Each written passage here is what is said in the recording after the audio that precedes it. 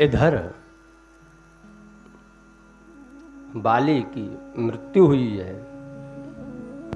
और सुग्रीव को किष्किंधा का राजा बनाया है, अंगद को राजकुमार की गादी दी है, युवराज बनाया है अंगद को। भगवान यह कार्य संपन्न करने के बाद प्रवर्षण पर्वत पर जाकर के विराजमान रहते हैं। प्रवर्षण पर्वत पर देवताओं ने भगवान के लिए सुंदर गुफा का आयोजन किया है। अब उस पर्वत पर रह रहे हैं, उस समय चतुर्मास चल रहा है। भगवान ने कहा चतुर्मास पूर्ण हो जाए उसके बाद में हम आगे की योजना बनाएंगे हमारी सीता को खोजने की। अब सीता जी को खोजने के लिए चतुर्मास करने के लिए भगवान पर्वत पर गुफा में रुके हुए हैं। इधर चतुर्मास पूरा हो गया, लेकिन सुग्रीव आया नहीं। सुग्रीव ने खोज खबर नहीं ली भगवान की कि अब आगे क्या किया जाए।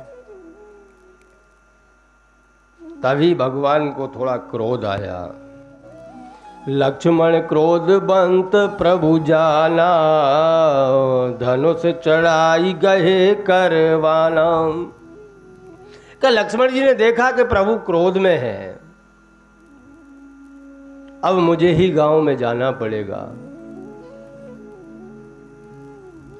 क्योंकि भगवान ने क्रोध ही क्रोध में कह दिया कि अगर सुग्रीव आज शाम तक मेरे शरणों में ना आए तो मैं सुग्रीव का वध कर दूंगा। इसी बाण से मैं सुग्रीव को मार दूंगा। अब यहां दो बातें होती हैं।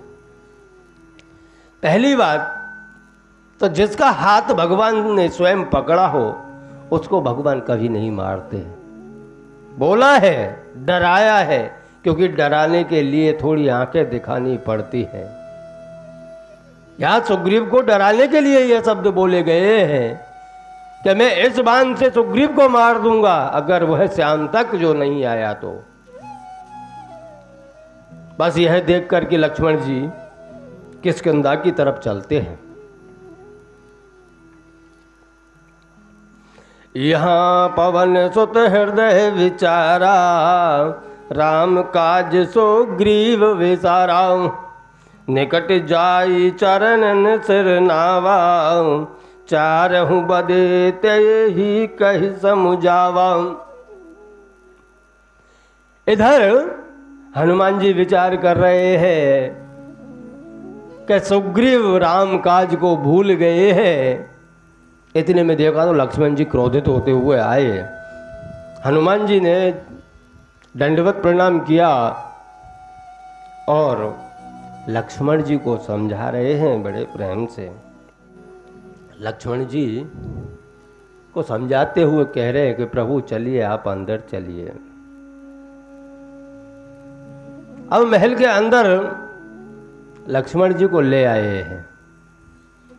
एक दृष्टांत यहां संत कहते हैं कि बहुत ही सुंदर है कि लक्ष्मण जी को वहां लेकर के गए जहां सुग्रीव का शयन कक्ष था। सीधे शयन कक्ष में लेकर के चले गए और जो सुग्रीव का पलंग था उस पलंग पर बैठने के लिए लक्ष्मण जी को कहा तो लक्ष्मण जी थोड़े क्रोधित हुए हनुमान जी के ऊपर कि ये भोग विलास का पलंग है, इसके ऊपर तू मुझे बिठा रहा है हनुमान। हनुमान जी ने बड़े ही विनम्र भाव से कहा कि प्रभु ऐसा नहीं है, यह पूरा नगर ही भोग विलास का है, यहां पलंग के सिवाय और कुछ मिलने वाला भी नहीं है। तो यहां संतों का अलग अलग मत है कि लक्ष्मण को उस पलंग पर बिठाने का कारण क्या था। प्रिय संत कहते हैं कि एक तो बैरागी, बैरागी कौन? आप खाली विचार करना कि बैरागी लक्ष्मण जी को ब्रह्मचारी हनुमान जी भोग विलास के पलंग पर बैठने के लिए कह रहे हैं। इसका अर्थ क्या हुआ? इसका अर्थ एक ही है कि हनुमान जी को पता था कि लक्ष्मण जी शेषनाग के अवतार हैं। अगर आप किसी कमरे के अंदर सोने जाने वाले किसी व्यक्ति को कहो कि भाई अभी अभी यहां से एक सर्प निकल के गया है, एक सर्प देखा गया है, तो क्या वह व्यक्ति उस कमरे के अंदर सोएगा? नहीं सोएगा, क्योंकि उसको डर लगा रहेगा कि कहां से आ जाएगा कोई पता नहीं। वह पूरी रात सो नहीं पाएगा। ऐसी भय को उत्पन्न करने के लिए हनुमान जी ने कहा कि भगवान आप इसके ऊपर बैठ जाओ। अगर पलंग के ऊपर बैठ जाएंगे तो विभीषण भयभीत होकर के राम काज में लग जाएगा। विभीषण जो राम के काम को भूल गया है, वह उस कार्य को संपन्न कर पाएगा। इसलिए हे प्रभु, आप इस पलंग पर विराजमान हो जाइए। तब सुग्रीव को भय लगा है। सुन सुग्रीव परम बहमाना, विषयम मोरे हरिली न्यौ ज्ञाना। हे प्रभु, इन विषय भोगों ने मेरा ज्ञान हर लिया है। मैं भूल गया था प्रभु, काज पहले करना है, राम जी का काम पहले। इसलिए हनुमान जी ने लक्ष्मण जी को उस पलंग पर बिठाया। कारण और कोई नहीं था।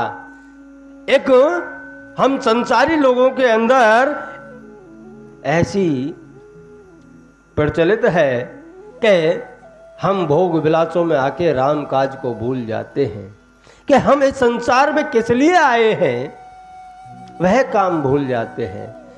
भगवान का नाम नहीं ले पाते, सत्कर्म नहीं कर पाते, बस मोह माया के जंजाल में इतना फंस जाते हैं कि रात और दिन बस वही, सुबह से हो गई शाम, चलो हम चल देते हैं घर को। और कोई कार्य नहीं रहता हमारे जीवन के अंदर कि सुबह जगे तो कम से कम भगवान के 5 नाम ले लिए जाएं। शाम हो गई, घर को आए तो कम से कम नहा धो करके फिर 5 नाम ले लिए जाएं। हम सब कुछ भूलते जा रहे हैं। कारण यही है कि हम भोग विलास में इतने लिप्त हो चुके हैं, मोह माया में इतने लिप्त हो चुके हैं कि प्रभु काज भूल गए हैं। सीता माँ एक भक्ति का रूप है।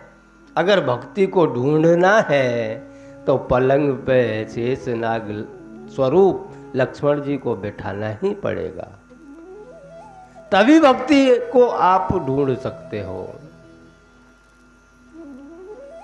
उसी समय सुग्रीव को ज्ञान हुआ कि मैं भूल चुका हूं मेरे प्रभु काज को। उसी समय लक्ष्मण जी के साथ में भगवान से मिलने पहुंचते हैं। भगवान से प्रार्थना करते हैं कि प्रभु भूल हो गई मुझसे, आपने मुझे खाली 4 महीने के लिए छोड़ दिया तो मैं इस संसार सागर में आपके काज को भूल गया। प्रभु आप किसी को इतना लंबे समय तक छोड़ना मत। यहां प्रार्थना कर रहे हैं क्योंकि आपने ही छोड़ दिया कि जा तुम्हारा राज सिंहासन संभालो और राज्य करो जा करके, तो मुझे 4 महीने में मैं सब कुछ भूल गया कि मुझे भगवान ने किस कार्य के लिए इस राज सिंहासन पर बिठाया है। प्रभु ऐसी दया हर किसी पर बरसाते रहना और बीच बीच में सबको याद दिलाते रहना प्रभु कि प्रभु का काम पहले, बाद में सब कुछ है। यहाँ सुग्रीव जी सभी मंत्रियों के साथ में आए हैं और अलग अलग दिशाओं में अलग अलग समूह को भेजा जा रहा है मां सीता की खोज में।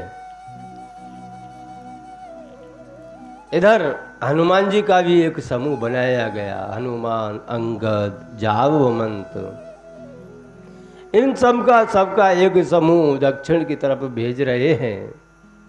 तभी भगवान श्री राम ने हनुमान जी को बुला करके उन्हें एक मुद्रिका सौंपी और कहा कि अगर सीते मिले तो उनको यह निशानी दे देना तो वह विश्वास कर लेंगी। अब आप खाली इतना ही विचार कीजिए कि भगवान को पहले से ही पता था कि हनुमान जी ही सीता जी की खोज करके लाएंगे, इसलिए हनुमान जी को ही मुद्रिका दी। नहीं, समूह तो अनेकों बने थे, करोड़ों बानर थे, उन समूह उनके अलग अलग समूह बनाए गए, तो उनमें से किसी को नहीं दी, केवल न केवल हनुमान जी को भी दी। नहीं तो जामवंत जी तो बार बुजुर्ग थे, सबसे बुजुर्ग थे, उनको भी तो दे सकते थे, अंगद जी को भी दे सकते थे कि, लेकिन नहीं, उन्हें पता था कि हनुमान जी ही सीता जी की खोज करके लाएंगे, इसलिए हनुमान जी को ही वहाँ मुद्रिका दी है।